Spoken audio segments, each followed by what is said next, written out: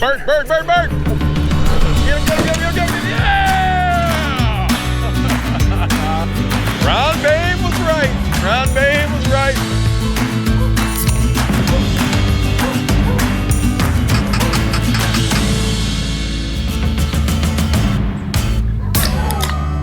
I'm feeling spry.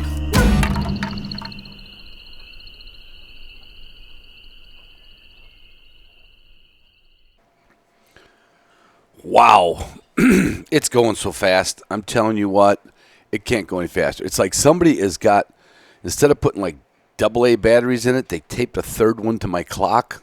At least it's the way it feels. I just took a nap. No, that's not uncommon for me at my age. But I had the greatest dream, I woke up in my truck. And Onyx was on my dashboard of my pickup truck. And it said, "You have arrived." And they had the pheasant layer map on it, which that had to be a dream because I don't think Onyx has a pheasant or sharp-tail layer, but that could be coming out soon. And then in a dream, I looked in the back of the truck, and there was a pair of Gunner kennels back there.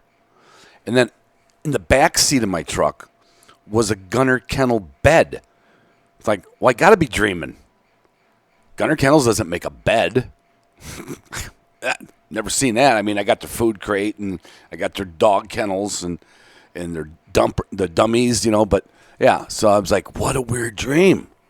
And then I had a magazine in my hand, like when I woke up, and it was W Supply magazine, so I could just thumb through it and get all the stuff. I'm like, well, this got to be a dream because you got to go online to DU Supply to order. They don't have a paper magazine. And then on the dashboard, plugged into a couple cords to my dashboard, was a brand new Garmin 300 and a 550 Plus and a 100i. Like, they were all plugged in. I don't even have that many outlets in my pickup truck. And the dog collars were all hanging from the mirror. It was crazy. And on the floor of the front seat was like 5 containers of Canine Athlete from their Canine Pro and their Hydrate and Recover and their new dog. And then right next to that was all the Hydrate and Recover and Energy and Focus from Wilderness Athlete that I could ever use. This is how weird the dream was. On the back window, you know how you had shotgun racks, like rifle racks, right? And my truck didn't have one. And there was 3 Mossberg shotguns there. Yeah, the autoloader, the 940, and the 410, which I'm thinking, oh, this may be not dream, because I got the 410, the Silver Reserve, and that's a sweet gun. And then there was a 20-gauge break open.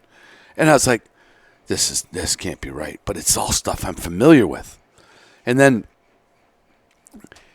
sure as shit, right on the armrest, I didn't even realize the armrest was up, and in place of the armrest was 2 cases of Boss shot shells. 2 cases of Boss shot shells.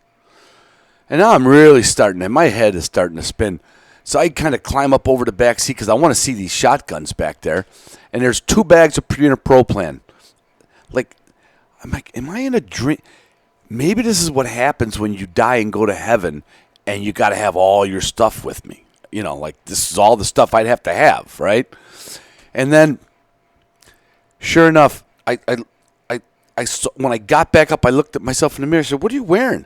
And it was a Marshwear Delano jacket, which I don't even have anymore. I lost it last year. And some Buxton pants and the what was the other thing? What was the other? I recognized it. Then I looked down at my leg. I'm wearing the coffin, or I'm looking at my shirt, and I'm looking at a coffin. No, they got a shirt. It's called the Coffin Point. And I was thinking, that's a sign, And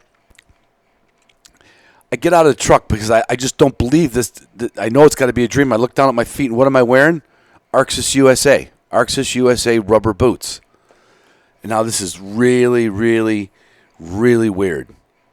And finally, I see lights come on. I'm like, oh boy. I think I might have had too much Watermark shark bite. Maybe.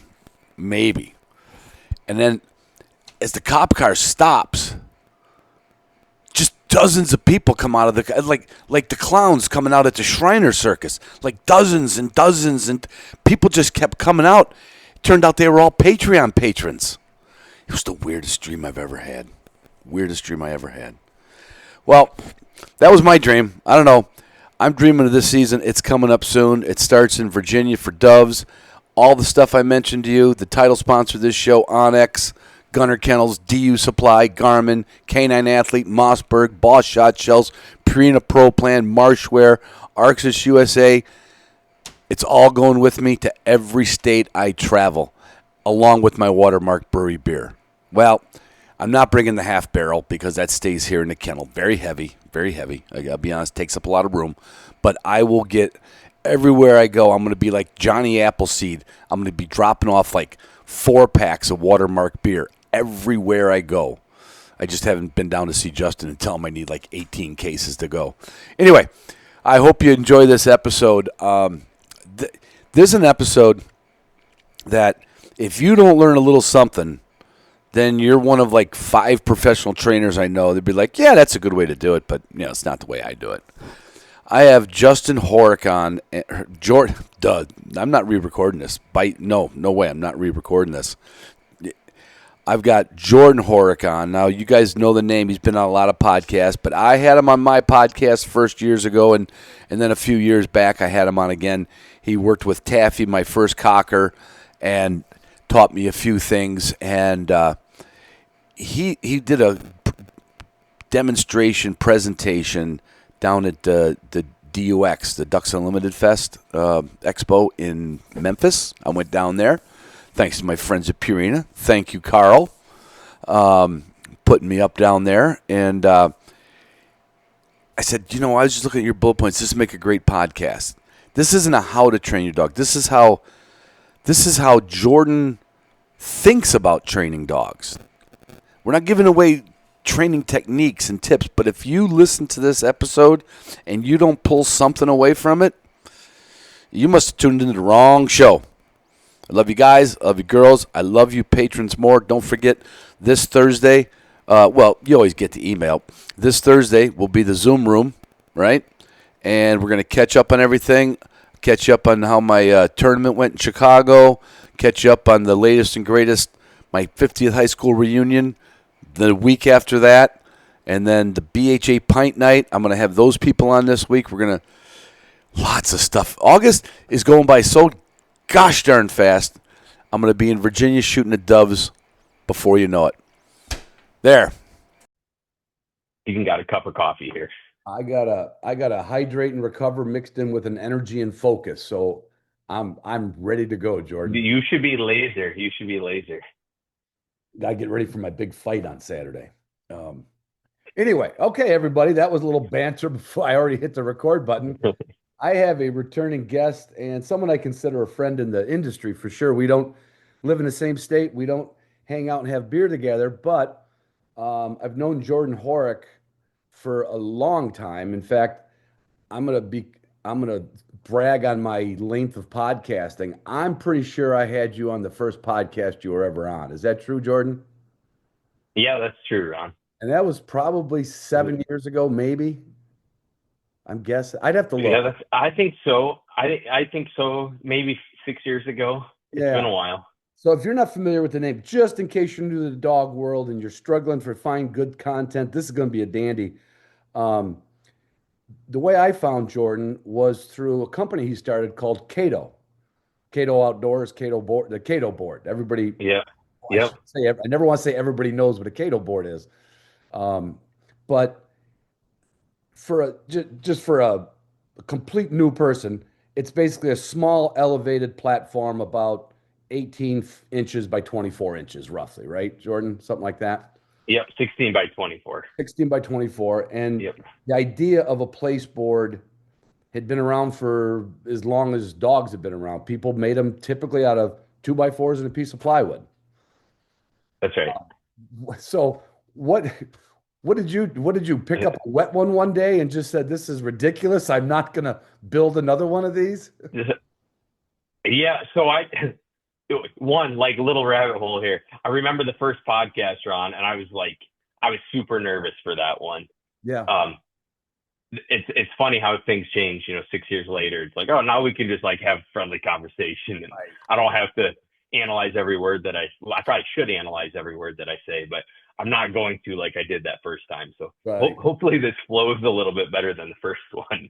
But yeah, I used to field trial spaniels, and in 2018 I won the amateur nationals, and then that fall I won the open nationals. And what I found was like I had put thousands and like probably unquantifiable amount of time into trying to win that thing. Yeah. And when I won it, the first week or two after, I got lots of phone calls, text messages, people saying congratulations. Interestingly, nobody like said, "Hey, you're set for life now. Like here's here's $1 million," which wouldn't make you set for life, unfortunately now. But like no, you win, but like people just let you crawl back under the rock you came out from, right? Like that, it doesn't actually change your life unless you do something, right? So I started trying to think of like how can I don't take advantage isn't the word, maybe capitalize, but like how can I like keep it going here, right? Instead of just winning a nationals and then going back to how things were. Right. And you're right, we were just really starting to use platforms more and more in training. Like it had been around for a long time, but it was just starting to become popular. I think I started using, we call them place boards. I think I started using place boards in like 2013, maybe. Okay. And you're right, out of 2x4s, sheet of plywood, piece of carpet on top. And they work fine, like, and they still work fine, but it's a chunk of wood that soaks up water if it gets left out in the rain. If a puppy pees on it, it's probably going to have that odor in it for life. They don't stack. They're heavy. So like for a tool that you use all the time, like they work, but they weren't great. And then one day I had somebody ask me like, where do you buy a place board at? Like, you don't buy them, you just make them. And I still remember that conversation. The guy's name is Rob. Maybe he'll listen to this. I give him credit for it all the time. But Rob asked me that question, and that started the wheels turning. Like, well, maybe there would be a market for a commercially produced place board. And so I started that. I mean, that's a whole nother story, but first time I had ever done anything like that, designed it, found a manufacturer here in the U.S. And so they do the plastics part for me. I do the assembly at my place, and then we ship them all out like right here from my place here in Wisconsin. And it's been a real cool journey. I still own like too many dogs. I think I have around 10 dogs here. So I'm still heavily involved in dog training. I don't field trial at the moment, but I have dogs that are in the trial game, and I'll help buddies out that are in the trial game. So that's kind of like, yeah, that's my passion right now more than winning a nationals, because I kind of been there, done that a little bit. Yeah. I love developing puppies and like just some of the more simple things. And then also every once in a while, I'll have a friend send me a dog to steady it for field trials. By steadying, I mean like steadying to the flush. Right. I think I have a pretty good process for that goes pretty quickly. Now it's like shipping out Cato boards and having fun with young dogs and doing podcasts like the family and all the other stuff. Yeah, there's a few kids in there somewhere. Right. And my wife. So I went down to Memphis last weekend, and I did already see your name was on the docket. Purina had you come down, and you brought the family with you, and your daughter and your two boys, and you do some demonstrations on the bird dog stage. And I was watching in the audience, and you had a PowerPoint demonstration up there. Maybe I'm going a little too fast, because do you know what's and this may be a wrong question, what's the idea behind the place board? Like, it seems to work I don't want to say like magic, but is it just the name? It could be a piece of carpet. Could it be a patio brick? No, it has to say Cato on it. C-A-T-O. Otherwise it won't work. That's the magic. That's it. That is the magic. It's all in the name. It's all in the name. So here, okay, that is a whole conversation. But when I started Cato Outdoors, I thought every spaniel person would have a use for them. Right. And I thought some of the retriever people would use it. Right. And then I hope that maybe just like the greater dog world would use it a little Right. bit. And I laugh at it now because it just kind of shows like how little I knew outside of my little world of training spaniels. Because now like my market is probably more like mom and pop, like little dog training shops in towns. Like, you know, like here, I'm here close to Green Bay, Wisconsin. If you go drive around Green Bay, you can find little shops or little training places, right? From And daycare to training to both. And that's right. Lots of little puppy classes for pets. There, many of them are using Cato, like many of them are. The retriever guys, I think the vast majority of them are using the Cato boards now, Spaniel world. But like I've sold them to the Secret Service for bomb detection dogs. A bunch of them have headed out there to DC. Police departments, pets, agility, retrievers, spaniels. So I found everybody has a use for platform training, or many people use them in different ways, right? So like I'm going to use them for my spaniels differently than if I go into town to the pet trainer in town. They're using them differently than I would. Yeah. So it's really hard to like just say, well, this is how you use a platform to train a dog. However, I think the concept of it is basically we load that platform as a positive place, meaning like we teach them when they're young that if they hop on there, something good happens. Often it's a treat or their dinner. Sometimes it's a retrieve. Sometimes it's a scratch on the head. But they start to associate it as, I want to get onto that spot because I know when I do, I'm a good dog, right? Right. And then once they understand that concept of offering the behavior of jumping on the platform, then we can use it to start to shape more complex behaviors. So I'm going to use it to teach steadiness. I might use it to teach heel position. I'm going to use it to teach sitting, because then I can start teaching them to sit at a distance just by moving that platform farther away from me. I can use it as a target for a casting drill, like for an upland dog that I want to be able to take hand signals as we go down the field.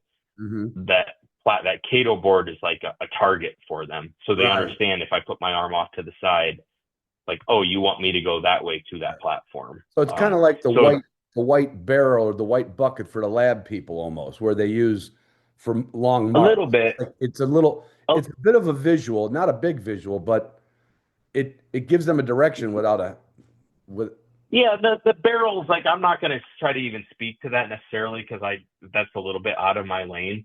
But I do know the barrel guys will have more like the whole field has barrels and the dog is running the barrels, right? I'm not doing that. I just want, when I put my arm off to the side and say get out or give an over, I want the dog to understand what that means. Because that's not a natural thing for a dog, right? Like I could say, hey, Ron, look over there. Or, hey, Ron, can you go over there? And I can point and like, you understand because you understand English. And like, but for a dog, if you just stick your arm off to the side, most dogs don't know that that means go in that direction. They're just going to stare at your hand. So the Cato boards give them more of a target, like, oh, you want me to go to that platform over there. Which or they've you want me already to go developed to the other into one. a great place to be with you anyway. Like, yeah, exactly. They want, like, it adds clarity. Like, it's not, I'm not teaching them how to quarter. I'm not forcing. It makes the expectations really clear without putting pressure on the dog, and like keeps it fun. And it's also like for a guy like me that learned how to train in town in my backyard, it gives me so many more things that I can do in my backyard. Right. Than if I don't use them. Because otherwise, if you go into your backyard and it's, let's say it's, I know, I'm just guessing, a backyard might be 50 feet by 120 feet or something like that, right? And if you just have a bare backyard that's 50 by 120, like what are you going to do in that space? Like you can throw some retrieves or whatever, but once you drop a couple of Cato boards back there, like now you have objectives that you can work off of, and you can start teaching them like more handling skills and the steadiness. So it's just another tool. This sounds like a sales pitch. I don't want this to be, I want to talk about dog training, but like I have so many people that say that's the one tool that I use every day because there's always something I can use it for. even Yeah. though it's kind of stupid simple at the end of the Right. day. Yeah. Well, and I agree. It is almost like a aha moment. When you watch what you do with it, and the reason I want to kind of dive into it before we get into like the training and your PowerPoint you did, because I want people to get a visual of like what I saw your daughter Serena do on stage with what was that little puppy? Yeah. 12-week old, that little one? Yeah, something like that, 12, 13 weeks, Right. So right here's a around little there. puppy on stage, which most people would even try to bring a little puppy on stage because you just don't know. But Right.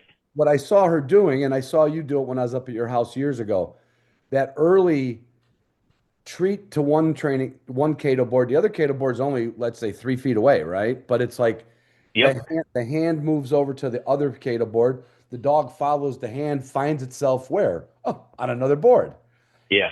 Treat. Yep. Then she takes a treat from the left hand and goes back. And the dog is kind of just following her hand and then finding like the board's always where the hand goes, right? Yeah. So I Yeah. want people to get a visual, like it's it's something that you do. And I don't think like it's not really training. It's just Yeah. So I thought, I think in your session, or the one that you sat in, we did this where she had the platforms there, and Libby is that puppy's name. mhm. Libby goes back and forth between the platforms. I'm like, there's an example of the little puppy like doing overs or taking hand signals, not Yeah, knowing that she's learning it, but she is. right, Then right. Serena stepped back like 5 feet and Hmm. called Libby to her.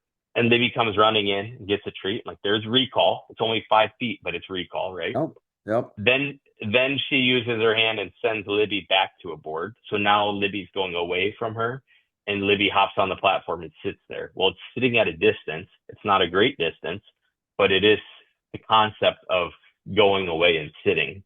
And it's all happening in like a 10-foot circle. yeah, And there's like 5 skills that are being learned, but none of them are being pushed on the dog. Like right. that dog was just happily like playing with Serena, It's right? it's a little Dick and Jane book for a puppy. Right? It's not heavy Yeah, lifting. right. It's just like it's so obvious though. Like you said, it's so obvious Yeah. that oh, you could do that. Like I would tell you if you did, and you know this, if I went out to the training grounds and somebody brought their German short hair and they had a good sit command on it, they wouldn't be able to do that with their dog because they've never done it. Like the Right. dog really wouldn't know what was expected of it. And that's kind of what you're doing with that puppy. You're not, like you said, there's no pressure. It's just like the dog is like, oh, I go there, I get this. I go there, I get this. Yeah. Call me, I get this. Yeah. Go back, I get. But I find and I know we'll talk about this when it comes to like training and age. I don't even know if we call it training. Is it development really? That you start. Yeah. So when we saw Libby at about 12 weeks, when did Libby start working, or when did Serena start working with Libby on a board? Well, so we did that litter at our house. So Libby's been here since day one, Okay. but she probably at around 7 to 8 weeks old started to do a little bit with her. Just a But little, it's really, yeah, I think it's really tempting though to look at that and be like, oh wow, they've put a lot of work into that dog, right. and like that's not the case. Like it's very pointed, or like it's very brief sessions and we know exactly what we're trying to get and then we're done. Right. So it's not like we did 1,000 repetitions with that puppy so that she could get to that point. We probably did 20 repetitions total with that puppy, Right. when you saw the puppy on the stage. Right. So it's really not so much about like doing it over and over and over again so the puppy learns what the expectations are. It's more just communicating really clearly, Hmm. timing your treat or your reward so that the dog knows. Like if a puppy jumps on a platform and nothing happens, what's the incentive to jump on a platform again? Right. But if they jump on the platform and they get rewarded immediately, Yeah. because it has to happen within a second or two to Right. really make that connection. So they hop on there a couple times, they get rewarded. Well, they're going to do it again. Then they hop on there and they don't get rewarded. And in frustration, they sit down and look at you. And as soon as they sit down, they get a reward. Well, it takes 2 or 3 sessions for that puppy to want to do that behavior Right. Right. because hey, if I do this, here comes the piece of kibble. Right, right. And it's almost like and puppies by default, when they don't know what else to do, they do sit, right? I mean, it's just kind of a Often, yeah, often. so then the dog goes like, "Wow, I sat." But you're not even giving a command name or anything. It's all kind of like Correct. it's all quiet. It's just Correct. you're not labeling it as sit yet, are you? Or No, because that's like, I think when we try to communicate with a puppy like it's a human, we tell it the command and then we try to get it to do it. yeah, that's the And that's opposite. wrong, right? Like Yeah, sit, dog doesn't sit. Sit. Well, I'm gonna have to show them what sit is, so we push their butt down. right, Well, that's the exact opposite of what I'm trying to do. I right. want to get the behavior first, And then name it. and that's like, and then let's give it a name after you're reliably doing it. So I had that Springer puppy there that's just turned 6 months old, and after one of the sessions, I had some attendees come up to me and talk to me about the things we had covered, and he said something like, "Does that dog even know sit?" Because he's basically steady, right, to retrieves already. Right. And I was like, I don't think he even knows what that. I don't think he even has a command for sit yet. He just does it. It does. Like he knows what. Eventually, yeah, it's probably about time I gave it a name, but I haven't like told him sit. And I'll use the word hup because he's a Springer, so HUP. But I haven't been going hup hup hup. Actually, in the last few days, I've started to do that more with him. Yeah, But he already knew the behavior. right. Then I'm going to give the behavior a name And and to instead be, of and to a be name. clear, Jordan, just because you see the behavior, you don't just slap the name on it on day one. You get consistent behavior out of the dog. And that's what you're talking about this. Yeah, And they say, okay, yeah, you know what? I can name it now. I can name it and that's he'll right. understand it. Yeah. That's right. Um, Yep. so I think people got at least a visual of how you kind of start out with these boards. Um, but it's a lot deeper. You had this a PowerPoint on behind you I would imagine a PowerPoint's helpful to keep you on focus, right? So you don't repeat Yeah, that was something. the first time I'd used a PowerPoint in 20 years. So You did good. You did it good. was like trying to chew gum and walk and talk but but yes, it did. I think it was helpful to have the visual up there and it kept me on track. Yeah. So I So kind of want to, if you're good with that, and we'll go down some rabbit holes, and I'm sure I'll have questions. On one of the PowerPoints, they all had like, 4 or 5 bullet points. And one of them was building enthusiasm more than knowledge. yeah. Okay, so here let me preface this. This Yeah. is my new my new statement, I guess. Like Your when mantra. I 6 years ago, when you brought me on 6 years ago, I think I had just won that nationals, and I think I was pretty confident that I had it all figured out, and that there was really only one right way to train these dogs, and Oh, and I had found it. Right. right, right. I, 6 years later, maybe is it like the frontal lobe or cortex has maybe developed a little? I don't. I better not get into that because that's way beyond my pay grade. But I'm maybe a little bit more mentally mature, and I will definitely say like, hey, this is one way to do it. This is a way that I have found Right. helpful for me. There's a lot of different ways to develop a puppy. There's a lot of different Sure. ideas. There's probably better ways. I don't know. For your listeners, my my recommendation would be listen to this. If it makes sense to you, if it sounds helpful, maybe one piece of it does, probably not the whole thing. So like if you can pull one or two things out of here that help you with your next puppy, like then it was worth your time. But if you listen to this for an hour and extract one thing from it, Right. it's probably a good. I mean, I've spent hundreds of hours doing things the wrong way. Um, you can listen to this for 1 hour and find one thing that's helpful. It's probably worth your time. Yeah. But do know, like, I don't want to come from this from a place of like, hey, this is the way to do it. This is how I do it. And if it's helpful for you, then knock yourself out and have fun training your Right. puppy. Well, So you said that's something that's on my this. little. That's your little disclaimer mantra. That's your. Yeah. There we go. You said something on there, and you like using analogies. So because sometimes when you talk dog, people are nodding, but they're like, ah. And I've been the same Yeah. way my whole life. And the analogy to what you just said about there's different ways to do things, and if you get one segment of it, I happen to know your boys are in wrestling, and you know Yep. I'm in jujitsu, and I'll go to a class, and I'll at my age I'm doing a move that I am not going to implement in a live role, but I learned two different grips with my hand and two different things. Right. That was my takeaway. So that's the analogy. Like you said, you're not gonna Yeah. you're not gonna take notes on this podcast and go, I know how to train a dog now. But I think you're gonna picking That's up right. those little nuggets. You Yeah. you'll all of a sudden you'll be like, wow, that makes crystal clear sense, even if I'm just hearing Jordan and Ron talk about it. Right. Yeah. One more piece to the puzzle, right? Yeah. Just one more piece. So kind of describe, Okay. I'm going to say it Okay. without too many analogies, but if we need one, use it. So building enthusiasm more than knowledge. Yeah. Because you can picture So that. What does it look like? I've seen so many dogs that know a lot of things, but don't give a rip about doing them, right? And you've seen it too, right? Like you show up, like how many dogs if they showed up at DUX and went up on the stage would just, oh yeah, they know how to sit, they know how to they know how to do all these things, but like Right. there's no enthusiasm, right? Because they're distracted by other things. There's things that are more valuable to them, and like I'm just not going to work, right? And I have people that will show up at my place now, and they Mhm. let the dog out, and they want to show off the dog, and the dog just flat out like won't do anything, right? Like they throw a retrieve, and the dog goes the opposite direction. Goes Have and you've smells seen the this, bush. right? Yeah. Yeah. Yeah. They have no enthusiasm for it at all, and it's not because the person has been lazy or hasn't been training the dog. Like often I think it's because they've trained too much and they've made it too repetitive, Yeah. and they've made it so like, yeah, the dog knows all that, but the dog doesn't want to do it.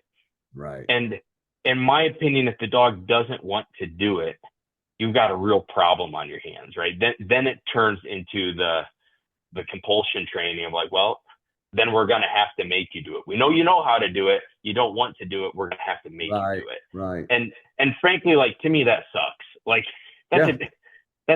it's not fun for me to train that way. It's clearly not fun for the dog because left to its own devices, it wouldn't be doing that. Right. So like to me that like it's not an enjoyable way to train. It's also like you can see a dog that doesn't want to do something, they're not going to do it with the same speed or the Right. same heart or the same passion. It's going to be just a obligatory like, all right, I'll slowly put my butt down because Right. that's what because you told me to sit, but they're not like offering it. It's not fast. Right. So when I think about developing a puppy, I care way more about that puppy enthusiastically engaging with me Hmm. than actually knowing things. Right. Like I don't care if you don't know how to make a perfect delivery, or if you don't know how to sit yet, or if you don't know how to lay down. I do care that you're like eagerly engaging with me. Right. So I'm always going to focus with a younger dog on building enthusiasm. Mhm. I have to do the one analogy here. Yeah. You Oh no, got just because they're appropriate. They're appropriate. I feel okay. I feel like you're like, keep him on a short leash with the analogies. No, no. So I'm cognizant of. Okay, so since we're on the sports analogy, let's say I'm a baseball coach and I'm evaluating two different players here, and one of them I have to offer a spot on the team. So on the one hand, you have this guy who knows everything. He's been playing high level baseball since he was little. Like parents got him on a travel team when he was 6 or 7 years old. Yeah. He's been coached on all the finer details of how to grip the bat and how to like throwing form and all the rules of baseball. He knows what a sacrifice fly is already, and he's 9 years old, right? Whatever. He knows everything, but he's been doing it so long, and he's had so much pressure from his parents that he doesn't care about it anymore. He's doing it because his parents are maybe making him, but there's no passion, right? Like he's just going through the motions. He doesn't care. Now you got the other player, hasn't been playing as long, hasn't had a great coach, hasn't been pushed at all, but he loves playing baseball. Like he shows up and is excited to be there. He's excited to learn. He gives 100% the whole time, and like he's fully engaged, right? And there's no doesn't know as pouting, much, there's no faces made. He's just like, nothing. put me in, He's coach. just enthusiastic. Yeah. Yeah, he's enthusiastic. He's excited about it. As a coach, like, which player would you want? And it's a rhetorical question, because like, if you say the guy that knows everything but doesn't care, then you're just messing with me, probably. So everybody would say, I want the guy who's enthusiastic and who shows up and gives 110% and like wants to be there, right? Same thing for a puppy. I don't need to teach them everything and burn them out. That's not ideal for me. I want a puppy that is super enthusiastic and is trying to learn but doesn't know everything. Right. So I'm always going to start from that place of, let's build enthusiasm. And I've kind of already, like, in a nutshell, explained how I do it. Like, I do it by not grinding. I do it by not just repetitive drilling over and over. And I also do it by rewarding them, like making it fun. It's like that little kid that shows up for baseball at 6 years old. Like, they have cookies at, like, remember this? Like, parents have to sign up to bring junk food at the end, which is, there's some irony there. Like, do something healthy and we'll give you junk food at the end. Right. But that's a whole nother one. But like, I remember that as a kid, like parents signing up to bring refreshments, right? They're trying to make it fun so that you want to be there.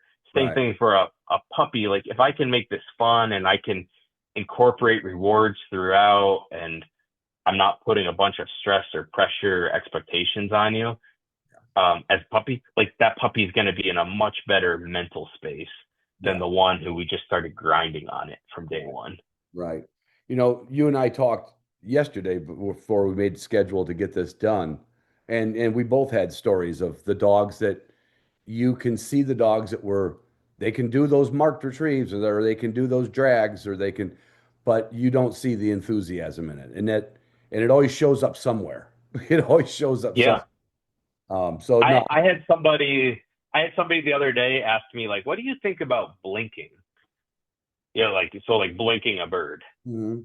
And I'm like, well, what do you mean? Like, what do I think about blinking? And he's like, what do you think causes that? I'm like, well, people cause blinking. Right. Because if you left that dog, like, if that dog was out in the wild, let's say, or just had zero rules, Right. there's zero chance that dog would say, I don't want that bird. I'm going to pretend it doesn't exist. Yeah, there's no But way.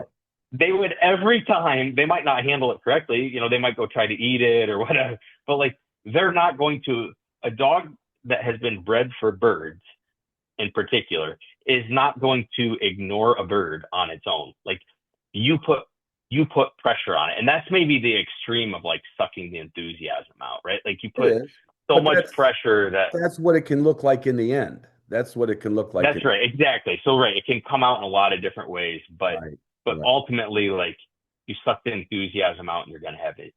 You're going to have issues at some point. Yeah. So no, I think that I've taken a similar approach to that. In mind, I might not be working the enthusiasm enough, but I am definitely working we're not going to get this all done right now. We're just going to take our time and let that dog develop. And it is easier. You'll almost know when the dog's ready to do something because he's still, like, animated and ready to go, Yeah. And can I add one more caveat, or, like, Of course. clarification? Okay. Thank you. So, when you hear the word enthusiasm, that can sound a lot like energy coming from you, right? Like, good dog, like, let's make this fun and, like, have balloons and cake and, like, right? Like, I don't mean that at all. Like, I try to have as little, like, verbal enthusiasm as possible. Like, if I'm trying to build that dog up by using a high-pitched, squeaky voice, that seems really artificial to me. And eventually it's not going to work, right? Like, if you take a child and you try to tell, isn't this fun? Isn't this fun? And the kids often will, like, recoil and go the other way, right? Like, why are you trying to, like, tell me how exciting this is? Can't it just be exciting on its own?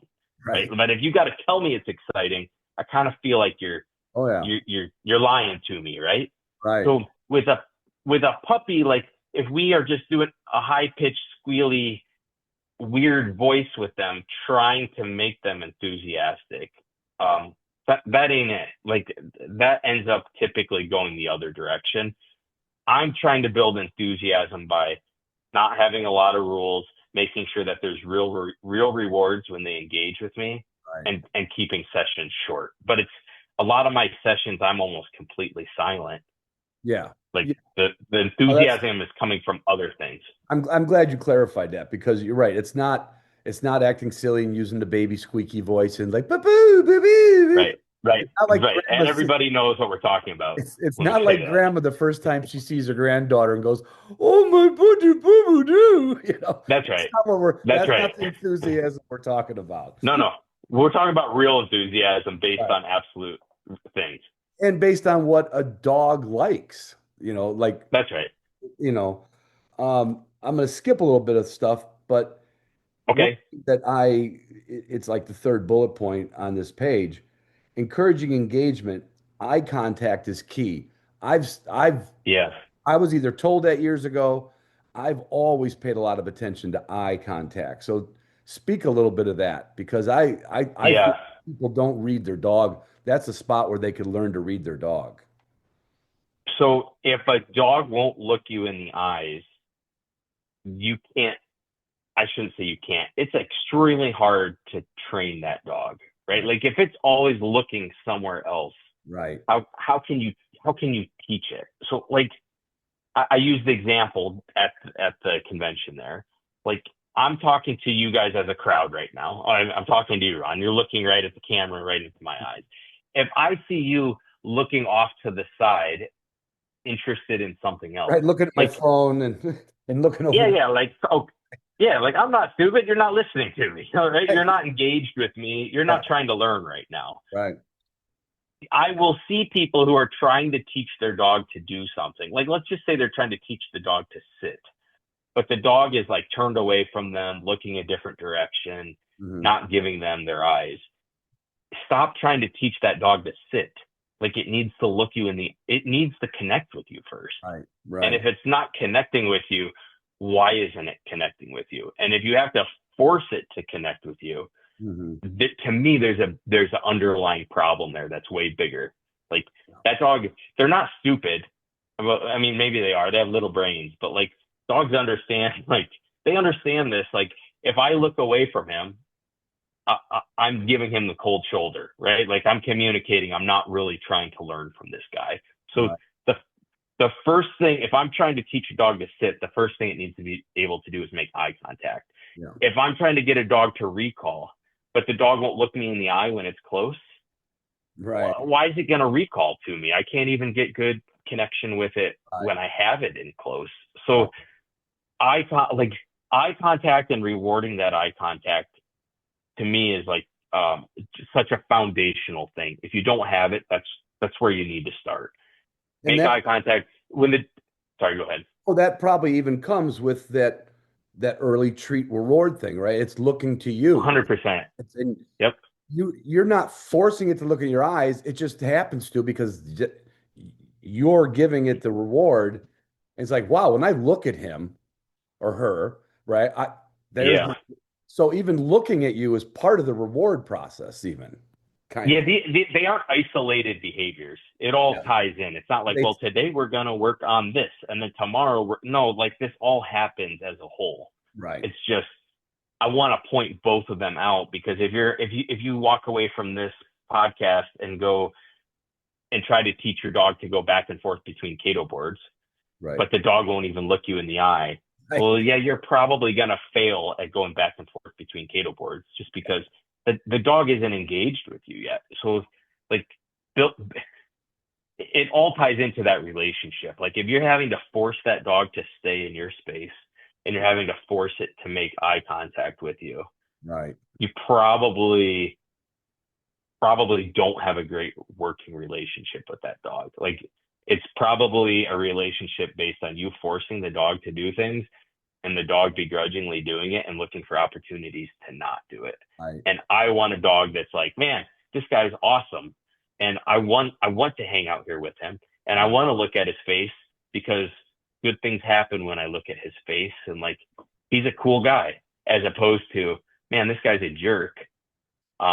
but I have to do this or I'm going to get a correction. And to be 100% clear, neither Jordan or I are optometrists, so we cannot tell you if a dog is looking to square in the pupil, but he's looking Yeah. at us. So, You know if the dog's engaged with you. right, right. That's it. Look, They you're turn looking their for head. engagement. They could be looking at your shoulder. The idea is they're focusing on you. Yeah. I think that's mostly the like cross-eyed German dogs that do that. But they just look out of the corner of their eye. Right. Now for me. Oh boy. But yeah, engagement is really, really huge. And I remember back to the first cocker that I got. I had a lab when I was a kid that I tried to train. It killed a lot of birds over, but poorly trained. First dog that I really tried to train, a cocker that I got 2008. I brought her home and immediately I thought dog training was making a dog do things. Right. So I started teaching her to sit by pushing her butt down and telling her to sit. And right, like from the very first day, we clearly got off on the wrong foot because that whole relationship was based on me making her do things that she didn't want to do. And it like, one, if they get a chance, you show up in a strange place and you say, hey, watch this. That dog will hose you every time because it knows it can. It doesn't want to do it. As opposed to, I think the other maybe extreme was at DUX where I take a 6-month-old puppy up on a stage and I have no leash, no check cord, no collar on the dog, and people all around. And that dog, I don't think you were in there for the steadiness session that I did, but like that dog was engaged with me the entire time I had it on the stage. I didn't have to force it to stay with me. Right. And it retrieved everything I threw for it. It went to there was enthusiasm and energy and heart. Right. And that was a dog that's never been forced. Yeah. And to show what that can look like not in the opposite, we talk about later on using distractions, to kind of cement steadiness and things like that. Yeah. But that age dog at a place like that, people are blowing duck calls, people are laughing, people are chaos, eating food. And I would expect that dog, just for comic relief, to jump off the stage at least 2 or 3 times during your demonstration. Yeah. But what are we doing next? What are we doing next? So this is good. And if we get through the PowerPoint, great. If we don't, I think there's value in, I want to go down a little. So the one you didn't see was the very first session, right, with the speakers on. And I'm working with him, and all of a sudden he like hears my voice coming out of that speaker right on the stage. And he kind of stalked up to it and stuck his nose right up to it.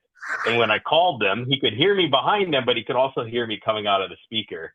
And it was like mind blown. Like how did you just get into that thing?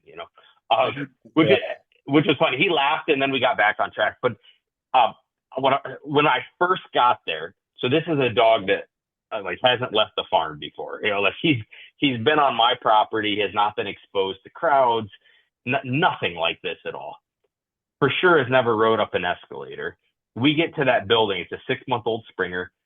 I think Springers are kind of mental midgets compared to Cockers. Like new things like that are really big for them when they're puppies. Mm-hmm. They're not quite as resilient as a Cocker, I would say, typically.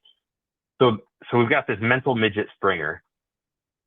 I bring him into the convention center and pick him up and ride up. It's like 2 floors worth of escalator. And his eyes, like they were dilated. He's just staring at everything, like complete mind blown. Yeah. Walked into the hall, like convention hall, and we went over to the Purina stage, and I put him down, and he was immediately like going to check this out, going to check that out. And I called him over, and he kind of came over to me, but then he had to go check out some other things real quick. And for a second, I was like, oh boy, this isn't going to work well, because we don't even have an audience yet. Right. And this dog is completely distracted, right? So what I did, I grabbed 2 Cato Boards, I dropped them on the stage, I grabbed my treat pouch, and I didn't even really ask for a behavior. I just gave him a treat. And that kind of like, oh yeah, okay, there's a treat. I want another treat. What do I have to do? And I just had him go, like, it was like going back to 12 weeks old. I just had him do a few really, really simple things. Right. Just, hey, focus on me. Don't worry about that. Don't worry about that. Right here. It's just like at home. Got him moving back and forth between a couple of Cato Boards. Then all of a sudden, all that other stuff had kind of faded away, and we had Right. good, back to having good eye contact. I gave him a couple of retrieves. He nailed, like, he was great on the retrieves. I'm like, all right, we're good. An hour later, brought him out for a crowd of people, and he was, other than the little snafu of trying to figure out how I fit into a speaker, Right. um, otherwise he was like completely engaged with me. And I think that's a good example. If I came out and just threw a dummy for him before I had eye contact, most likely we would have a really bad outcome. Right. But I made it small, got that connection back that we had built at home. Like, okay, now we're on the same page.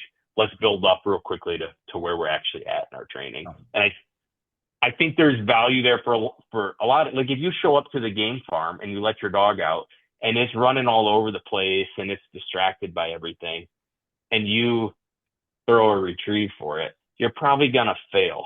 Like, or the dog's gonna fail. You're not gonna have a good outcome because that dog wasn't engaged with you. Right. So even for an adult dog. So I'm always gonna try to start from that position of, hey, be with me, Right. look at me, let's be a team here. Forget that other stuff. All right, now we can progress from there. Yeah. Kind of like you're keeping that locker room mentality for the athletes. Like we know what coach Yeah. wants, and oh yeah, I'm with coach. You know? Yeah, that's right. That's Yeah. right. You don't have to worry about the other things. I Right. got you. Yep. Like, nothing's Yep. gonna come eat you. Nobody's gonna take you. It's just like at home. Just focus here. Right. Right. Some of the other things, and I'm going to skip around here, and we can go anywhere too. Yeah, okay. Got praising for wrong behavior, such as a drop dummy or running around and not listening. It kind of sounds like it's a piece of what we were talking about, praising. Because Yeah. if you took your dog out at that game farm and he was a little older and he does jump off the tailgate and run around like a ninny, and you're going, come here, come here, come. Like you're kind of Good praising, boy. Good boy. you're kind of praising him as he's just running around like a ninny, you know? Yeah. So, right. So when I, like, bigger picture, if we're trying to build enthusiasm and drive and connection, we're not really asking for a lot, but we do need to be careful. Even though we're not asking for a lot, we need to make sure we don't mark the wrong behavior. So I see a lot of people, this is a little bit anecdotal, and I'm sure your listeners are more educated than most. But if we say good dog to try to get them to do something, that's like bribery, and it doesn't work very well, right? Like, if I want them to go in a crate and they say no with their behavior, they say no, and they say, come on, Trace, good boy, go in the crate, good boy. He is not being a good boy, and I shouldn't be telling him he's a good boy. Yeah. Yeah. I don't necessarily have to turn it into a standoff. Like, I can pull a treat out and toss a treat into the crate, and then pretty soon I can just hold the treat in my hand, and then they go in and get fed. Like, I could, there's easier ways to do it. I just want to make sure that I'm not telling him that he's a good boy, hoping that it will get him to do the right behavior. Right. Or if I have a puppy that's running around and doesn't want me to catch it, and I say, we'll just keep using Trace, just for the sake of simplicity. If I'm like, Trace, come here, and he doesn't come, and then I say, come on, good boy, Trace, and he's still not coming to me, I shouldn't be telling him he's a good boy when he's doing the wrong behavior.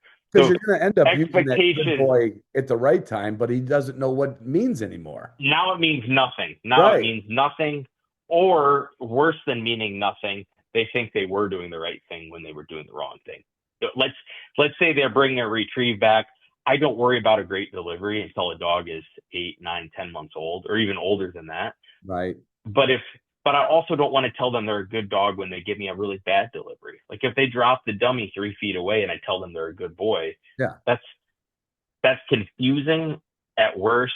At best, it just is diminishing the value of saying good. So yeah, we're not going to ask for a lot, but we do have to make sure we're still, like, only rewarding or praising them for the behavior that we want. And that goes into all the years I judged in the versatile world. There is a thing that one of the portions of the test is just strictly a water retrieve. We use a duck, a launcher, big rubber band launcher, or sometimes we throw it out. And it's not a challenging retrieve. But the dog is at the bank. If he's practiced this at home, boy, that getting that duck in his mouth is a reward, right? Like Yeah. most dogs, I would say most dogs pass this portion of the test. And everybody reads the rules in NAVDA because sometimes the dog, right when it gets to the duck, they want to go, good boy, good girl. Well, the Yeah. dog is already doing a great job, and they will turn to us judges and go, it's okay if I give him a good girl or a good boy, right? I'm like, in the rule, for some reason in the rule, we said, but the dog doesn't even need that. He's engaged in something he wants to do. Right. And then he gets the duck and he comes back and he gives you the duck and you give him a little pat on the head. You don't need to say anything. The dog Sure. is enthusiastic. He's happy. A little pat on the head, I think still even a little pat on the head is for us. We just want to Yeah. rub their head like, Yeah, good I job. think right. Like a lot of times we want to say good dog more because we're excited. Yeah. Like, oh, look, he's doing it. He's doing it. So we either do that and it means nothing, or we say good dog, hoping it will get them to do the right thing. Right. Right. Like, well, that's not the behavior I want. Maybe if I tell him he's a good boy, then he'll actually be a good boy. But Yeah. we want to resist that urge. So no high pitched squealy voices. Yeah. And no saying good dog, hoping, because for me, another rabbit hole here, clicker training. Have you had any clicker trainers on here? Have you discussed it at all? Years ago I did, but yeah, I haven't had one in a Okay. long time. Okay, so clicker training is really popular. It's really common right now. And I probably get asked more about clicker training than anything else. Like, do you use clickers? I don't use clickers mostly because I'm extremely unorganized, and I've had them, I lose them, and so it's not really practical for me to always have to have a clicker when I'm training. Right. But the premise of a clicker is we're gonna mark a behavior with it, right? So you load the click at the start, so you do click, treat, click, treat, click, treat. And eventually that dog starts to associate the click as just being a good thing on its own. Right. Kind of like you can get a dog bowl out and just like hit your fingernail on it, and the dog hears the dog bowl and will maybe start to salivate a little bit or at least get excited because that sound is so associated with getting dinner, right? It has value on its own. The clicker is really helpful for people. I think this is Jordan's opinion. If you bring a clicker person on, they may say I'm an idiot and coming from left field. But I think the value in the clicker is that it reminds people to mark a behavior. Yeah. So if I've got the clicker in my hand, I'm going to use it. Oh, I like that. Click. Oh, I like that. Click. It makes them really good at marking behavior. Yeah. I just use the word good. Good. I don't have to say it in a high-pitched squeaky voice. I just say good. Good, here's a treat. Good, here's a treat. Good, here's a treat. Eventually, I can just say good without the treat, and it still carries value the same way that a clicker would. Right. So later on, like if I'm trying to teach a good delivery, I can say good to mark a behavior. Yep. Or if it's healing or if it's steadiness, I can say good and they know I'm marking a specific behavior. So my good has the same, in my mind anyway, when I say good, it has the same value as a clicker trainer hitting click. It just takes more effort to say good, and it's maybe not quite as precise, but it's always available to me. Oh, it's in your I can vocal. always say good. It's in your. It's in my. I always have it. Like having a whistle built Yeah. into your chin beard. Exactly.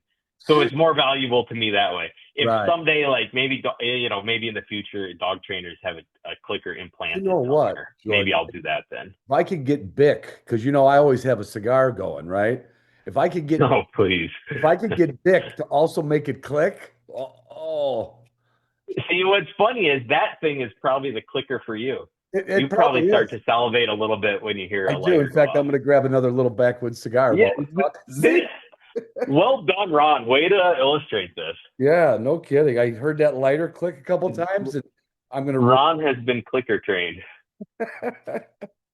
Um, So when you go to like pull like a 20-second clip out of this to advertise it, or to like put this is the clip. This is the clip. Right, right. We discovered that Ron is I'm no better actually than a clicker trained dog. I'm a clicker trained dog. And then the sound of that cigar cutter, listen. Oh yeah. Yeah, there's a little drool coming out of your mouth Yeah, now. I'm a little excited. See, this all works.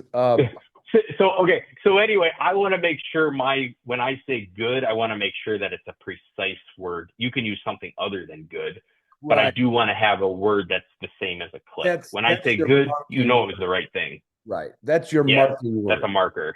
Yeah, it could be That's right. banana. It doesn't matter. It just It could be bad. It could be right. whatever. It could be any word you want. Just be consistent. Right. You only use that when there actually is a good behavior, not when Right. you're trying to get a good behavior. That's I think the that's exactly that should be on a t-shirt right there.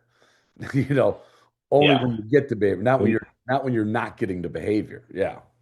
Yeah, you might want to find a better way to phrase it before you Yeah. put it on a Yeah, shirt. But we'll wait. Well, maybe we can get it on the next batch of Cato. okay.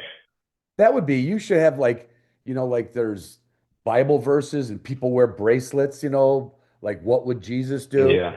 Maybe you should have a couple of little reminder training phrases all around the edges of a Cato board. It's just inspirational. Don't Exactly. give up. Right, Don't give right. up. Showing up is half the battle. Did you say good? Did you? I think I'm All onto right, something. we'll table that one as All right, well. fine, fine, fine. Okay. This is something that could go really long, and that's fine. Overstimulating interaction. Yeah, that goes back. I kind of mentioned it earlier, but Right. I want an adult. I want an adult dog that calmly works with me, right? Like if it's, and maybe because I'm more of a cocker guy, like I'm more aware of this because cockers can definitely like I was like some of them will take you into the deep end and then drown you, right? Like they're like, oh, did you like that? And like they build, they like feed off of your enthusiasm, and then all of a sudden it's like too much and it's out of control. But I really want an adult dog that is enthusiastic and wants to work with me, but also that is level-headed and Yeah. isn't like frantic. I don't want frantic in their brain. To me, it's counterintuitive to use like high pitch, frantic, build this dog up, get this puppy like freaking out, basically, Right. all excited, and then work with that puppy because you're kind of conditioning it to To get be all worked up and be yeah. frantic Yeah. when you work with it. Like, Mhm. well, I don't want it doing that when it's an adult dog. Why would I start conditioning that behavior when it's a puppy? So again, not all this stuff.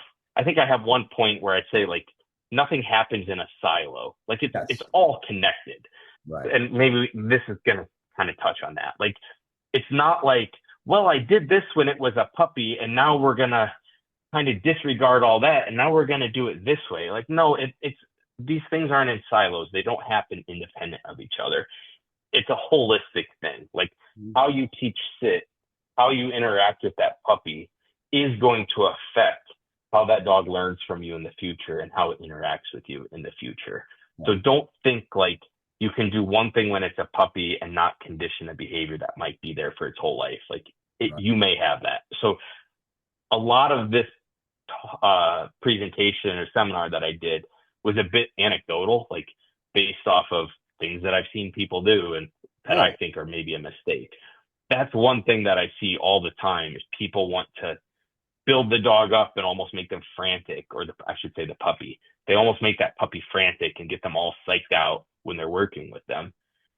And then 2 years later, they got a dog that's still psyched out and frantic when they go to work with it. And now they're trying to get the dog to calm down and focus. Like, well, maybe if at the start you had just approached it with a little bit more calmness.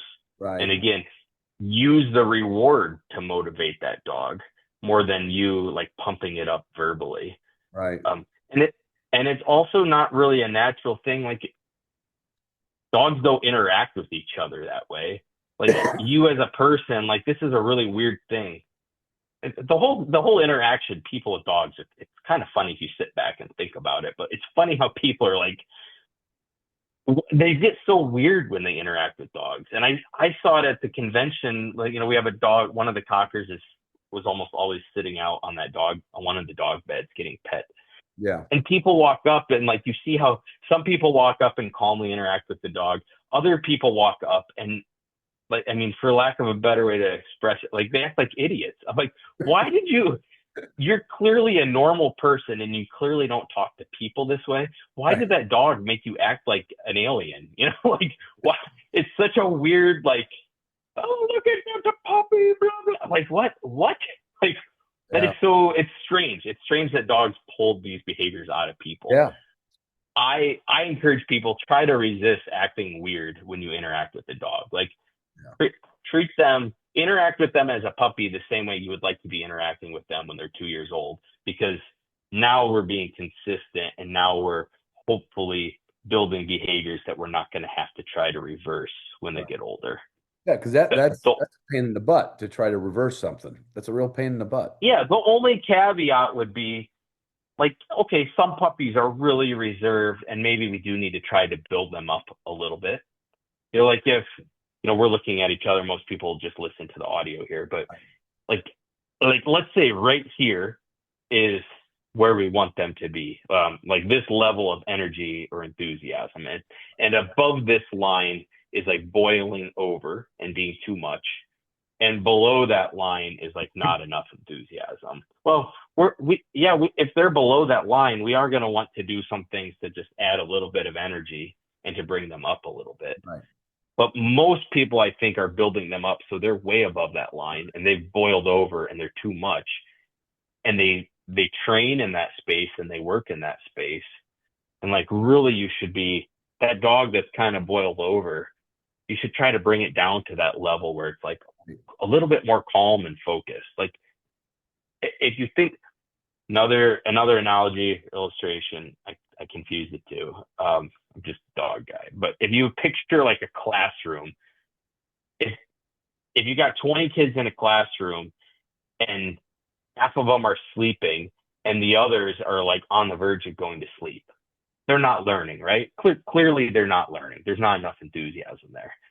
If you got another classroom where people are, you know, there's spitwads going back and forth and yelling and like franticness, they're also not learning in that classroom, right? But the classroom where people are sitting there and they're engaged, they're listening to the instructor, they're like maybe enthusiastically taking notes, but they're connected. Like, that's the best learning environment, right?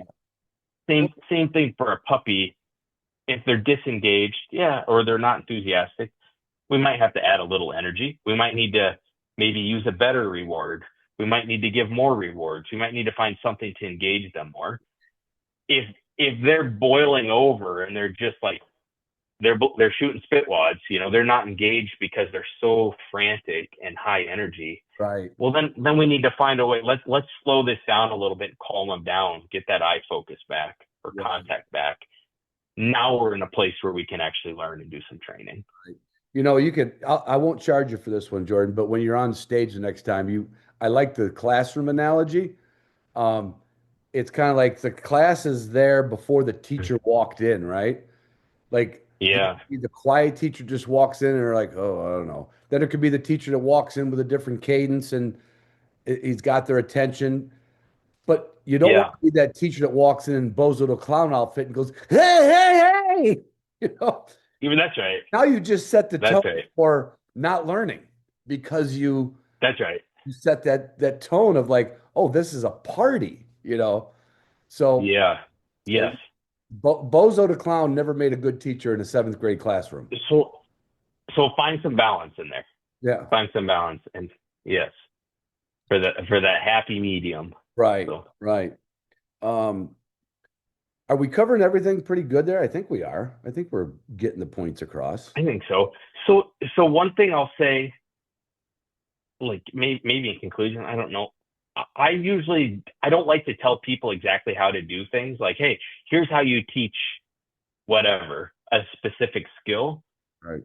Because every dog is different. You know, like of the hundreds of puppies that I have owned, no two of them are the exact same. They're all going to learn. Now you start to see patterns for sure. Like, oh, right. I've seen this. You don't need 100 before. different ways. You just need to adapt your way. Yeah. That's right. So keep keep the concepts or the principles at the forefront and then apply them differently to Right. each dog. So I hope this podcast is more like just helping people with like their demeanor around dogs, Right. and maybe having a different plan of attack of how I'm going to help this dog learn and engage with this dog, as opposed to here's 10 different drills that you can do to create a perfect dog. Right. Right. You're And probably it's not going to work. And I think that when we talked the other day about doing this, that's what I liked about your PowerPoint. And we haven't, in the hour we've been talking, we have not given anybody a training drill. Like, get your dog That's here, right. make it go 15 feet, have it stop, have it turn. We have not done that. We're talking That's about right. things that you use while you're doing whatever like you said, you may not train this way, but some of these demeanors and some of these things to look for you're gonna glean from that. Like, Yeah. yeah, you know what? I always did say good boy too much. I no wonder why the dog didn't listen. He was always looking off to the left and the right. That's the points we're trying to Right. cross here. That's right. I hope that people walk away from this and have a little better relationship with their dog, and I hope their dog has a little bit of a better life because they enjoy working with you Right. more. Because ultimately, like, the dog should be there for our enjoyment. Like, that's why we got a dog theoretically. Yep. But it's going to be a lot more fun for us if the dog is enjoying it too. Like, Right. to me, it's mutually beneficial. If the dog is enjoying working with us, we're going to enjoy working with the dog more. And ultimately, you're going to end up with a better trained dog because you're going to work with it more. Right. And the more you work with it, theoretically, the more it's going to learn. Yeah. And so, Theoretically. and I want to touch on his last page a little bit, and we'll kind of wrap it up with this. You said you've got a bullet point, the future skills that we want to lay the foundation for today. And it's in bold letters. We do not try to finish a puppy. Yeah. Yeah. You know, Yeah. and Okay. that could be a whole podcast, but I am in 100% agreement. And this is my, not analogy, it's just an actual story. I saw and I don't know if this happens in the retrieving flushing world because I've not participated nor judged in those trials. But I saw a tendency when I started judging dogs, let's say for a utility test, which is our high level test, right? Like a finished gun dog test. Okay. I'll bet you the average age was 4. Let's just say 4, you know. The Okay. dog had a couple hunting seasons at least behind it, a year of probably not a hunting season, a couple good ones or whatever they had. And then they've been working with the club and they're like, yeah, I'm going to try doing this test. And I see so many people like, oh no, he's ready for it. Like they're running like teenagers in an adult test. And Yeah.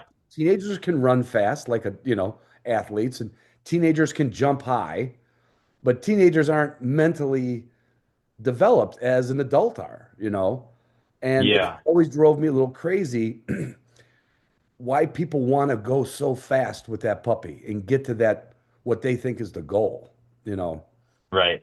So I have had some exceptional dogs, and there's some where they would be like a teenager, right? And they're doing really, really well. Right. But there's no like ribbons given out for how old your dog is. Right. And and this is out of like hundreds of dogs, you end up with 1 or 2 exceptional ones. Right. Most people want to believe that their dog is the exceptional one and is the exception to the rule. And I get that. It's just like kids. Like, everybody wants their kid to be the exceptional one, right? Yeah. And same with my dog. Well, yeah, I know what you're saying. I know what you're saying, but my dog is different. He loves this. He loves this. Yeah, okay, whatever. But I want to take the approach of like, yeah, someday I want them to sit at any distance. I want them to be steady to the flush or in a blind. I want them to be able to handle on a blind retrieve. I want them to have great recall. I want them to have a nice delivery to hand. But that doesn't mean that that's what I'm teaching to a 5 or 6 or 7-month-old dog. Right. Like, for some reason, we typically are pretty good at understanding that in order to, we'll say, develop a child, we start with really simple and then it slowly gets more complex, right? But a lot of times we approach a dog and think, well, this is what I want him to do, so that's how we're gonna train. Right. Like, I want him to sit at 60 yards or 100 yards, So we're going to train on sitting at 60 yards and sitting at 100 yards.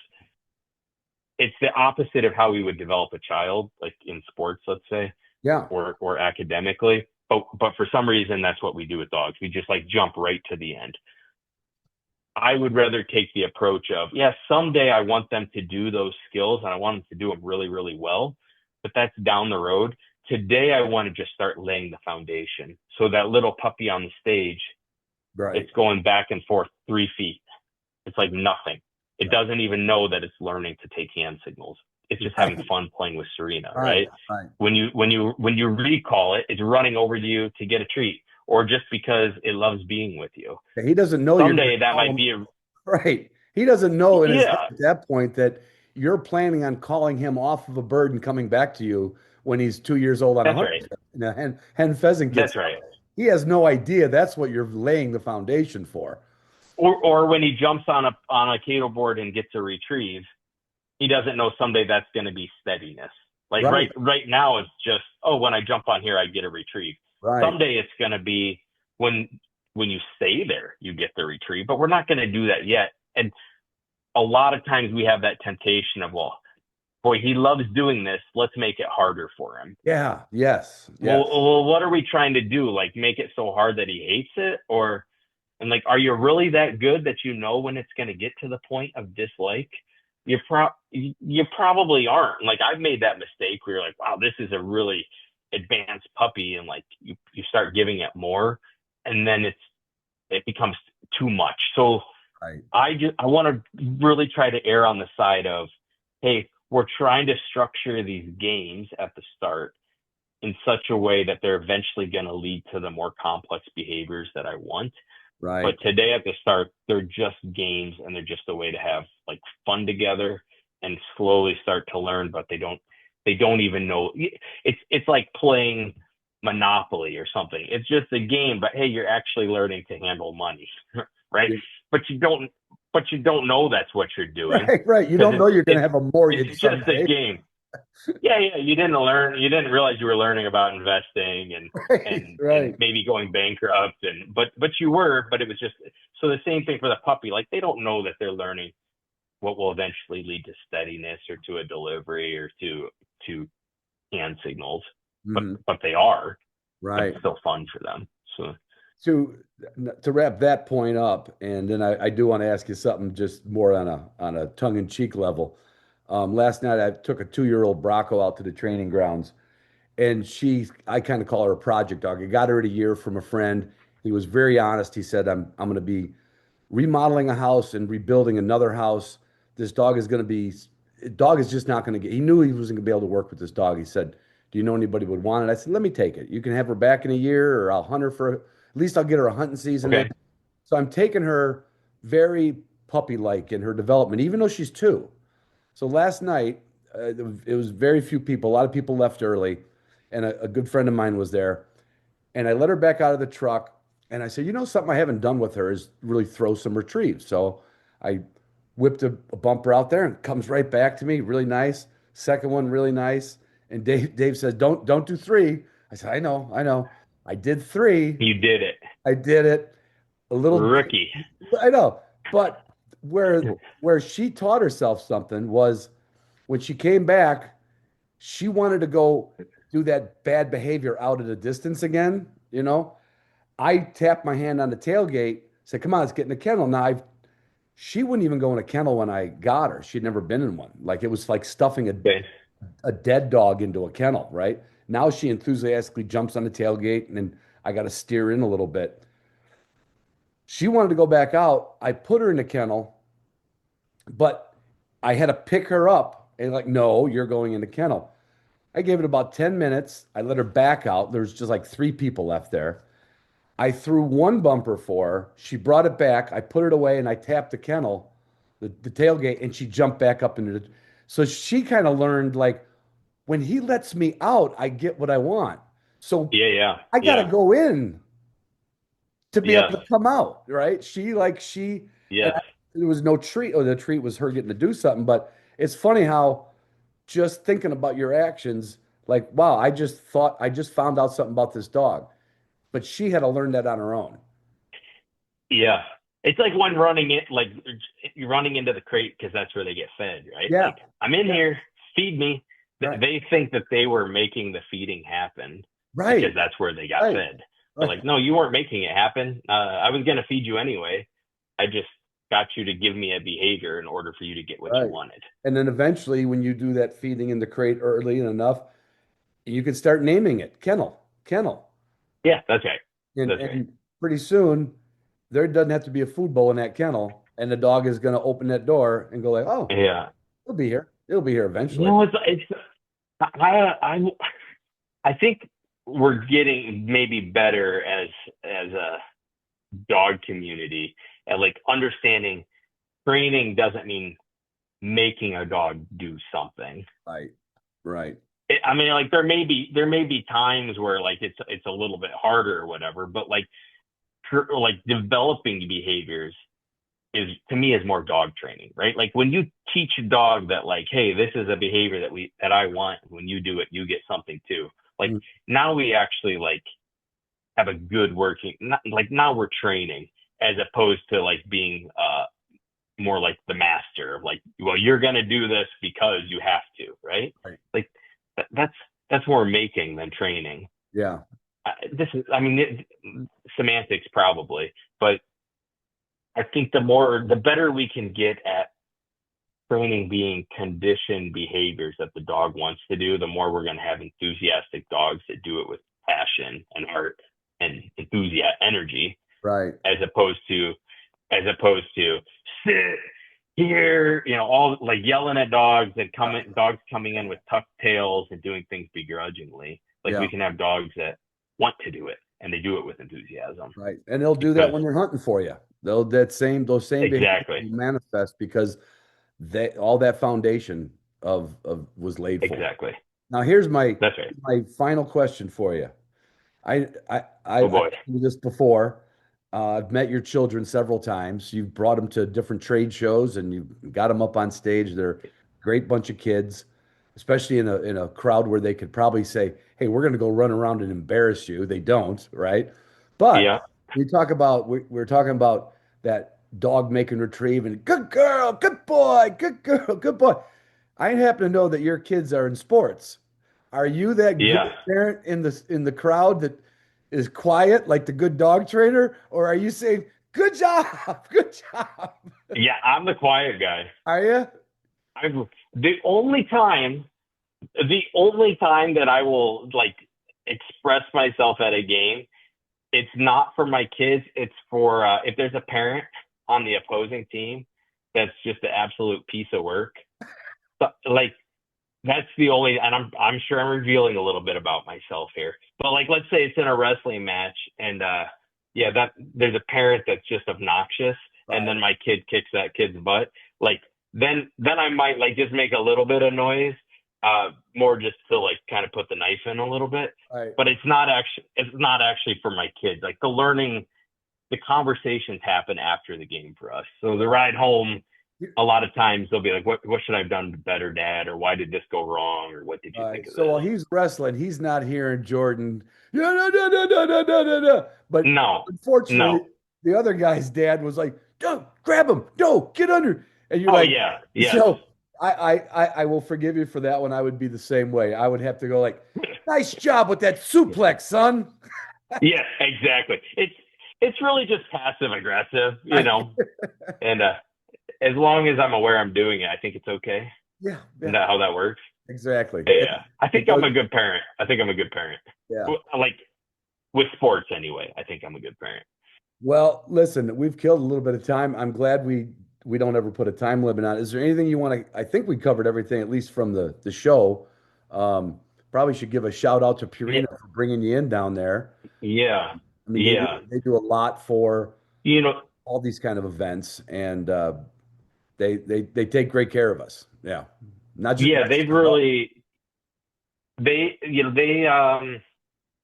back 6 years ago, 7 years ago, I met Carl from Purina, Mhm. and I was more of a nobody then than I am now, and like such a nice guy. And when he started introducing me to more of the Purina crowd, like I love their food, I feed it, I have to buy it. unfortunately. And as with all dog foods, it kept going up in price, which stinks. But it is a great food, and I feed it to my dogs. Beyond that, like everybody that I meet from that company are people that like I want my kids to be around, and Yeah. like just it's a good company that I like supporting.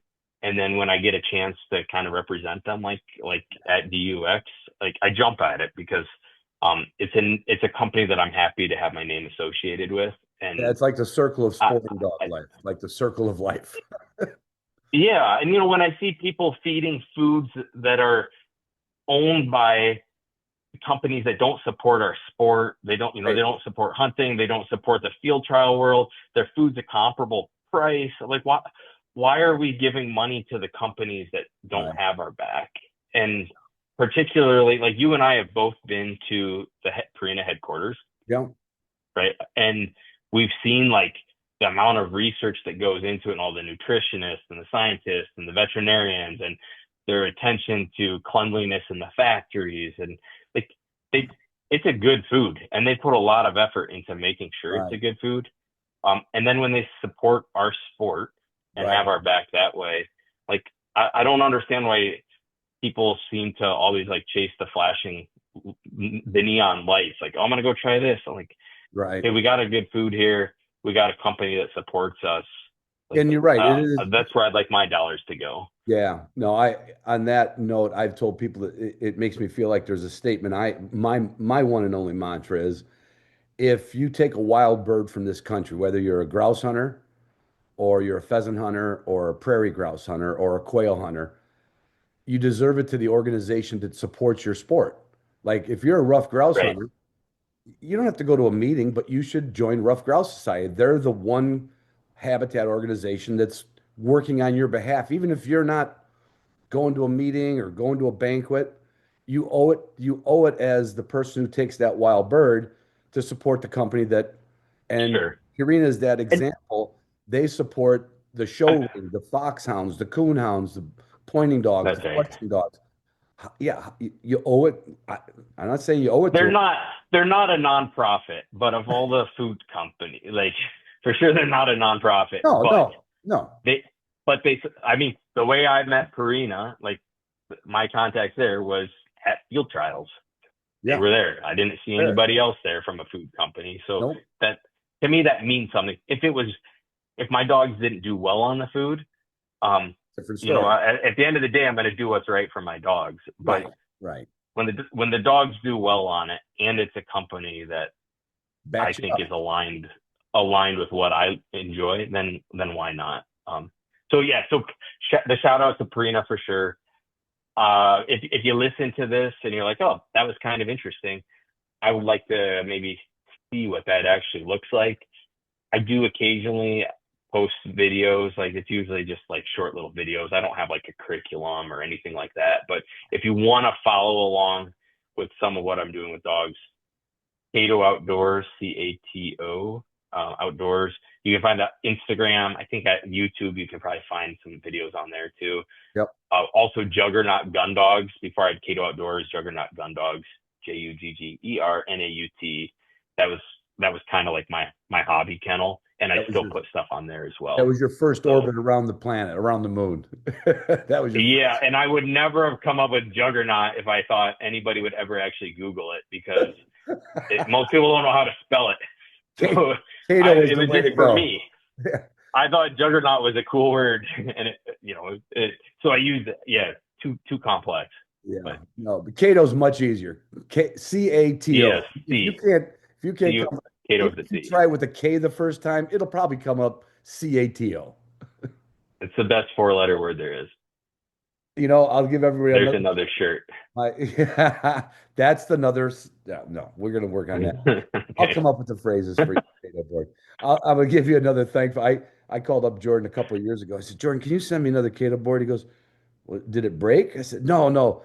My wife saw it in the kennel and she stood on it and it gave her just the right height to work at countertop height. And to this day, now it's been 3 years, she has a nice clean, I think it's a purplish blue Cato board. It stays in our kitchen, and that's where she does all her cooking from her Cato board.